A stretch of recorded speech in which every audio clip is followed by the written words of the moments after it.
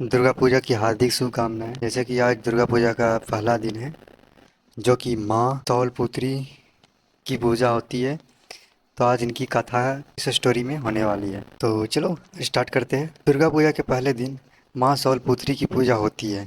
माँ शैलपुत्री देवी दुर्गा का पहला रूप है, जिनका नाम हिमालय के राजा शैलराज की पुत्री होने के कारण पड़ा। यह कथा हमें उनके साहस, तपस्या और त्याग की कहानी सुनाती है। प्राचीन समय में देवी सती ने भगवान शिव से विवाह किया था।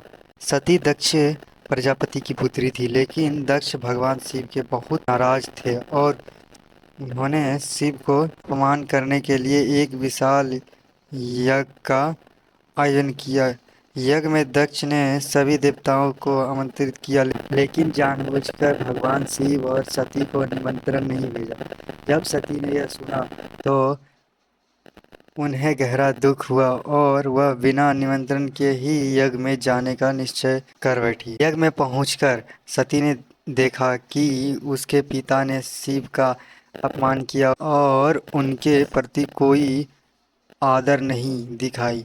इस अपमान को सहन न कर पाने पर सती ने वही अग्नि में आत्मदाह कर दिया। जब भगवान शिव को इस घटना का पता चला तो उन्होंने अत्यंत क्रोध में वीरभद्र को भेजा, जिसने यज्ञ को नष्ट कर दिया और दक्ष का वध कर दिया। सती के बलिदान के बाद भगवान शिव गहरे शोक में चले गए, लेकिन सती ने हिमालय के राजा शैलराज के घर में पुनर्जन्म लिया और इस नई जन्म में उनका नाम शैलपुत्री पड़ा। इसी रूप में वह देवी दुर्गा के पहले स्वरूप के रूप में पूजी जाती है।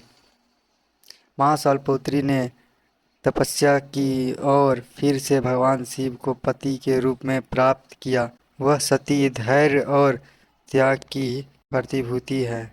उनके हाथ में त्रिशूल और कमल का फूल है और वह नंदी बैल पर सवार होती है।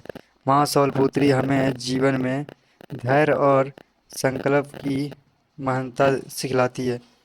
दुर्गा पूजा के पहला दिन माँ शैलपुत्री की पूजा करते समय भक्त उनकी कथा को याद करते हैं और उनसे आशीर्वाद मांगते हैं कि वह उनके जीवन में धैर्य, शक्ति और साहस बनाए रखे।